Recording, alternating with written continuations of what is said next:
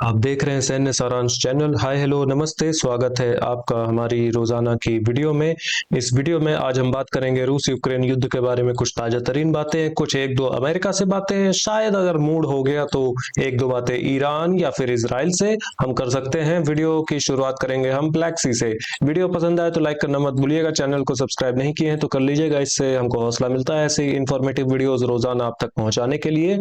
6 जनवरी 2026 आज की तारीख है और देखा गया था कि बीते 24 घंटे में ब्लैक सी के आसपास ये न्यूट्रल इंटरनेशनल वाटर्स में अंतरराष्ट्रीय जो इलाका है ब्लैक सी का, वहां पर अमेरिकन ड्रोन्स एक्टिव थे और ये जानकारियां इकट्ठी कर रहे थे यूक्रेन के लिए। इस दुनिया में अमेरिका से ज्यादा हिपोक्रेट और खतरनाक देश ज्यादा कोई नहीं है।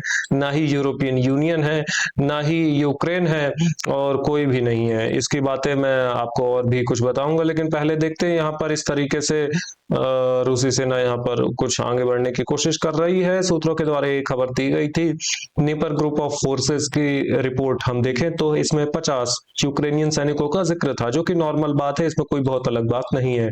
वॉस्तो ग्रुप ऑफ फोर्सेस की रिपोर्ट हमें बता देती है कि पास्ट 24 आवर्स यानी बीते 24 घंटे में 240 यूक्रेनियन सैनिकों का नुकसान था। इनकी एरिया ऑफ रिस्पॉन्सिबिलिटी में नोवो पावलिव का यहाँ पर एक्टिव हो चुकी है रूसी सेना। सबसे पहले रिपोर्ट पढ़ते हैं, उसके बाद फिर मैं आपको बताऊंगा कि कैसे यहाँ पर एक्टिव है और क्या कोशिशें की जा रही है। सेंटर ग्रुप ऑफ फोर्सेस की रिपोर्ट में यहाँ पर मेंशन्ड है 380 यूक्रेनियन सैनिकों का नुकसान देखा गया था बीते 24 घंटे में इनके एरिया ऑफ रिस्पॉन्सिबिलिटी में, क्योंकि नोवो पावलिवका से ही सेंटर ग्रुप ऑफ फोर्सेस की जो एरिया ऑफ रिस्पॉन्सिबिलिटी है ये चालू हो जाती है। ये इलाके से लेकर और स्टार्ट हो जाती है आगे तक। फिर यहाँ से बात करते हैं कि रूसी सेना यहाँ पर कर क्या रही है। एक्चुअली में रूसी सेना यहाँ पर अब नोवो पावलिवका को आउट फ्लैंक करने की कोशिश कर रही है। इसके लिए साउथ ईस्ट और साउथ वेस्ट के इलाके से ये ऑपरेशन किए जा रहे हैं। साउथ वेस्ट में तो ये जो फिलिया गांव के आसपास, ये अभी जहां मैं एरो अभी मैंने ड्रॉ की, ये फिलिया गांव, इसके आसपास तो कुछ सफलताएं थोड़ी बहुत मैदानी इलाकों में देखने को भी मिली है। और ये कंटेस्टेड इलाके हमें बताते हैं, सूत्रों के द्वारा खबर दी जा रही है कि ये सफलता है रूसी सेना की।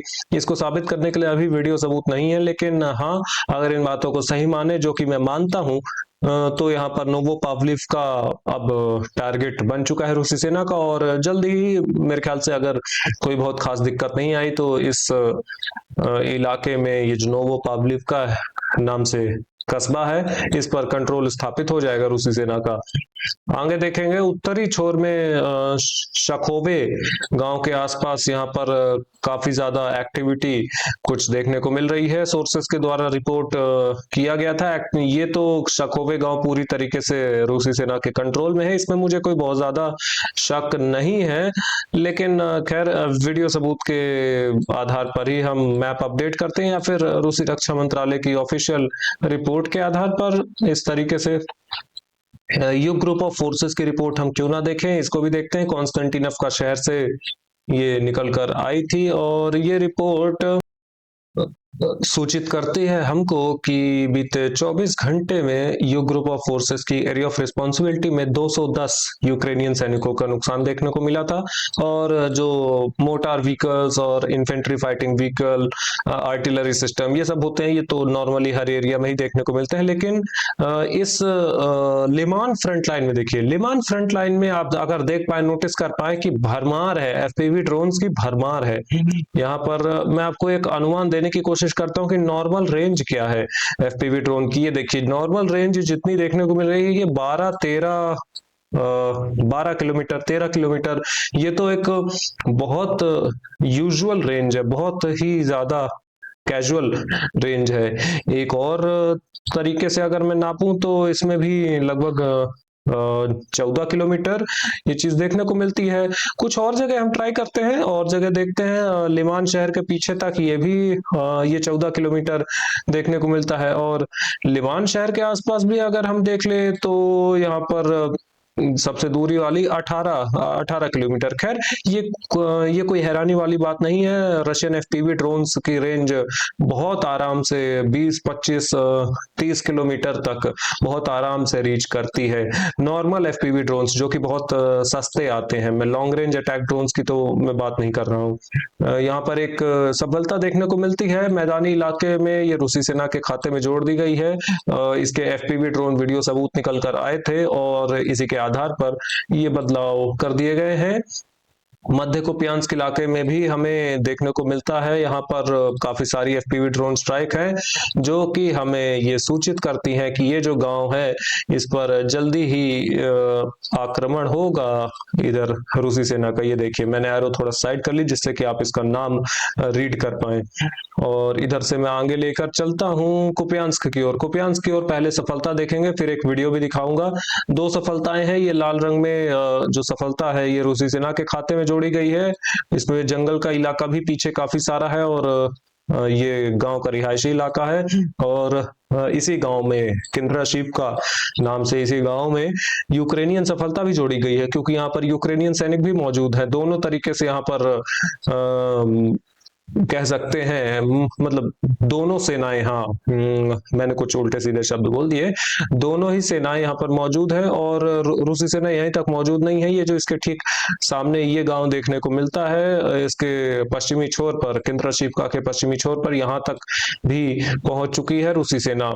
और इससे हमें पता चलता है कि यहाँ कुपियांस्क फ्रंट लाइन में स्थिति बहुत मिक्स्ड अप है। दोनों ही सेनाओं के द्वारा जोर आजमाइश की जा रही है। दोनों ही सेनाओं के द्वारा यहाँ पर भर भर के रीइंफोर्समेंट्स भेजी जा रही हैं, जिस कारण से यहाँ पर ये स्थितियां निर्मित हो पा रही हैं। एक वीडियो भी मैं आपको दिखाना चाहूंगा यहाँ पर। हाँ, एक सफलता और देखिए। ये सफलता छोटा सा, ये जो पीले रंग में इलाका ये मार्क किया गया है यूक्रेन के खाते में, यहाँ से वीडियोस निकल कर आई थी। कुछ आम नागरिक, मैं नहीं बता सकता कि कैसे इन हालातों में रह रहे हैं। ये आम नागरिक हैं, ये देखिए अंडरग्राउंड कुछ बेसमेंट्स में या फिर कहीं छुपे हुए छुप कर रह रहे थे। ये आम नागरिक, ये इन पर अचानक से हमला कर दिया गया यूक्रेनियन फोर्सेस के द्वारा। यहाँ पर देखी गई थी यूक्रेनियन फोर्सेस और इन्हीं वीडियोस के आधार पर इस इलाके को पीले रंग में कर दिया गया और इनको अरेस्ट कर लिया गया है निश्चित तौर पर यूक्रेनियन फोर्सेस के द्वारा। इसमें कोई शक की बात नहीं है। कुछ आम नागरिक, मेरे ख्याल से 100, 200, 500 या 1000, 2000 तक भी हो सकते हैं। पूरे कुपियांस्क शहर की अगर हम बात करें तो 1000, 2000 आम नागरिक हो सकता है कि अपने अंडरग्राउंड बेसमेंट्स में छुप कर रह रहे हो, अभी भी इस हालात में सरवाइव कर रहे हो। इन नागरिकों की जो इनकी जो विल पावर है, इनका जो हौसला है, ये नेक्स्ट लेवल पर देखने को मिलता है।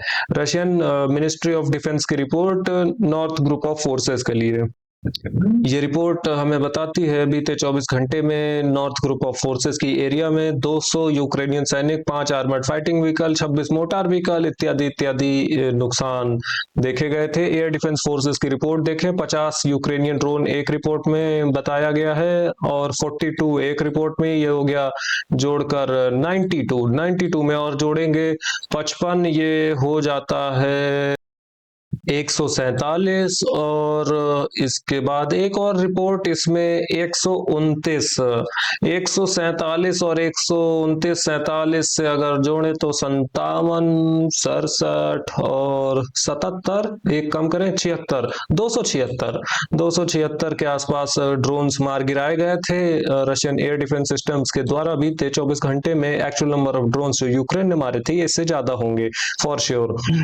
टैंक्स के बारे में एक रिपोर्ट इंटरेस्टिंग कहती है, आज की एकमात्र ये राजनीतिक खबर है इंटरेस्टिंग। टैंक्स का रोल अभी भी है इस युद्ध में, टैंक का रोल काफी अच्छे स्तर पर देखने को मिलता है। रशियन मिनिस्ट्री ऑफ डिफेंस ने बताया था कि टैंक अभी भी अच्छा खासा इस्तेमाल करती है रूसी सेना।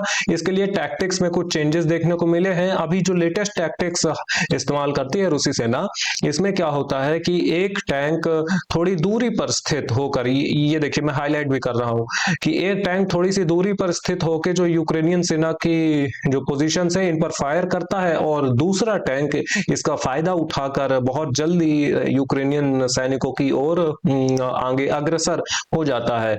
ये सारा जो मोमेंट है, ये सारा जो प्लान है, इसको कोऑर्डिनेट किया जाता है एफपीवी ड्रोन्स की सहायता से।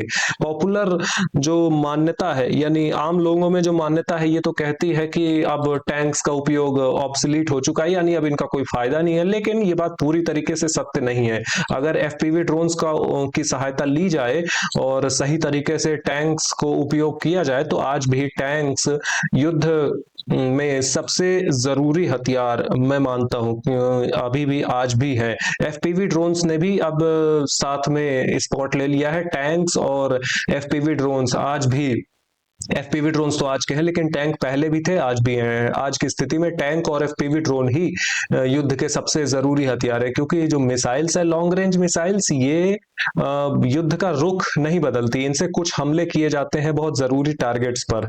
बाकी जो मेन रोल है ये ड्रोन्स और टैंक्स ही अदा करते हैं, आर्टिलरी सिस्टम्स वगैरह भी साथ में। At night air defence system की रिपोर्ट आई थी यूक्रेनियन सेना की ओर से, 61 ड्रोन देखे गए थे यूक्रेनियन आसमानों में। इसके बाद हम कुछ एक दो खबरें आपको बताते हैं।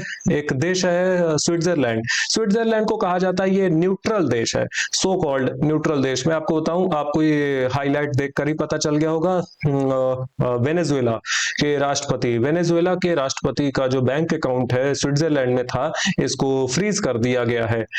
ना जाने कितने ही नेताओं का यहाँ पर स्विट्जरलैंड में खाता होता है, जहां पर वो अपना इलीगल पैसा, गैर कानूनी जो पैसा है, ये स्टोर करके रखते हैं। लेकिन हाँ, अमेरिका के इशारों पर ये चीज कर दी गई है।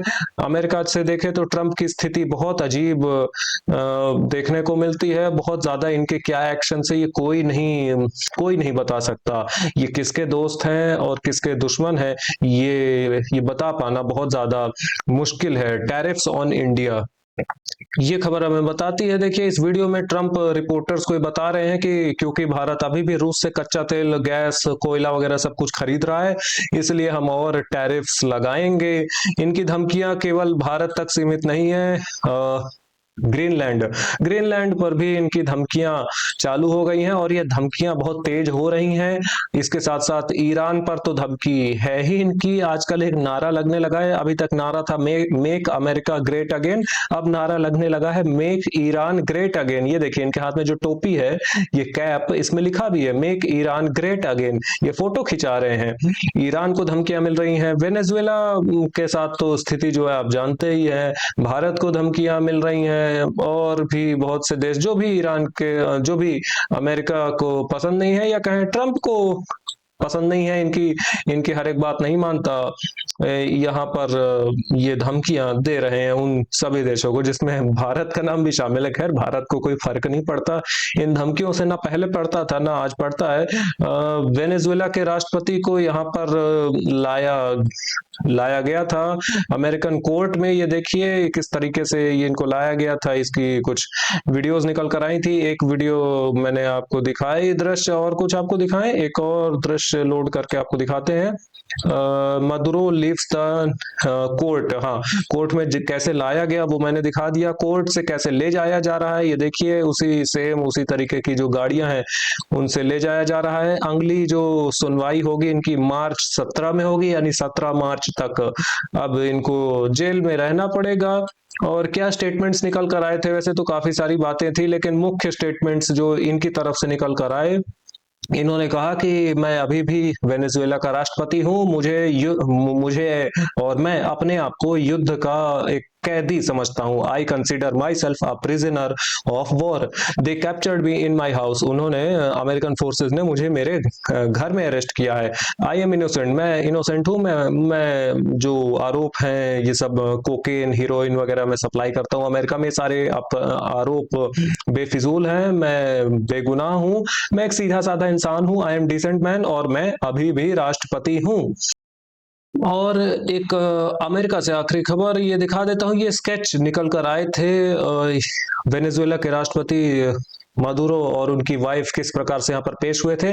इस स्केच में एक चीज नोट करने वाली है, देखिए जो राष्ट्रपति मदुरो हैं, इनको कोई चोट नहीं लगी है और इनकी जो वाइफ है, इनके सर पर आप देखें तो बैंडेजेस लगे हुए हैं। इसका मैं आपको सीधा सा मतलब बताऊं तो इनको फोर्स किया जा रहा है, इनकी वाइफ पर कुछ अत्याचार करके और इनको फोर्स किया जा रहा है कि ये जो कोकेन और इस तरीके से जो आरोप है कि कोकेन, हीरोइन ये सब सप्लाई करते हैं अमेरिका में, इन आरोपों को स्वीकार कर लें। इनकी वाइफ को अत्याचार देकर इनको मजबूर करने की कोशिश की जा रही है। अभी के लिए तो ये इन आरोपों के सामने नहीं झुके हैं, आगे झुकते हैं या नहीं देखने वाली बात होगी। इजराइल ने ईरान को संदेश भिजवाया था रशिया के थ्रू, पुतिन के थ्रू, कि हम आप पर हमला नहीं करना चाहते हैं, लेकिन मैं आपको बताऊं इन बातों में कोई सच्चाई नहीं है। इजराइल किसी भी समय ईरान पर हमला कर सकता है। साउथ लेबनान पर जो अलग अलग इलाके हैं, इन पर तो बहुत बमबारी चालू हुई है। ये देखिए एक एक्सप्लोजन आपने देखा है, एक और एक्सप्लोजन, ये कुछ दृश्य निकल कर आए थे, 1 2 3 4 5 6 5 6 कम से कम इंसिडेंट्स देखे गए थे। और ईरान में क्या हाल है? ईरान में जो इजरायली इंटेलिजेंस है, मोसाद, ये बहुत ज्यादा एक्टिव है। इन्होंने जो प्रोटेस्टर्स हैं, यानी जो विद्रोही हैं, जो विद्रोह कर रहे हैं, सो कॉल्ड विद्रोही, इनके हाथ में हथियार भी दे दिए हैं। AK-47 जैसे हथियार लेकर ये ओपनली घूम रहे हैं। और ट्रंप ने कहा था कि अगर ईरान इन विद्रोहियों के खिलाफ बहुत स्ट्रिक्ट एक्शन लेता है, इनको जान से मारता है, तो फिर अमेरिका हमला करेगा ईरान पर। ये एक सीधा सा एक रास्ता है ईरान पर हमला करने का, क्योंकि कोई तो रास्ता चाहिए अमेरिका और इजराइल को हमला करने का। इसी के लिए ये सब किया जा रहा है। विद्रोहियों के हाथ में हथियार दे दिए गए हैं और अगर ईरानियन सेना इनके खिलाफ कार्यवाही करती है और विद्रोही मारे जाते हैं, तो फिर ट्रंप कहेंगे कि हम ईरान को आजादी दिलवाने के लिए जा रहे हैं और ये युद्ध स्टार्ट हो जाएगा। वापस से एक बार इंडिया ने एडवाइस कर दिया है अपने लोगों को कि ईरान की यात्रा ना करें, जितना हो सके उतना। इस वीडियो के लिए इतना ही। लाइक करें, सब्सक्राइब करें, शेयर करना मत भूलिएगा। ऐसे इन्फॉर्मेटिव वीडियोस रोजाना देखने के लिए। Have a good day, bye bye.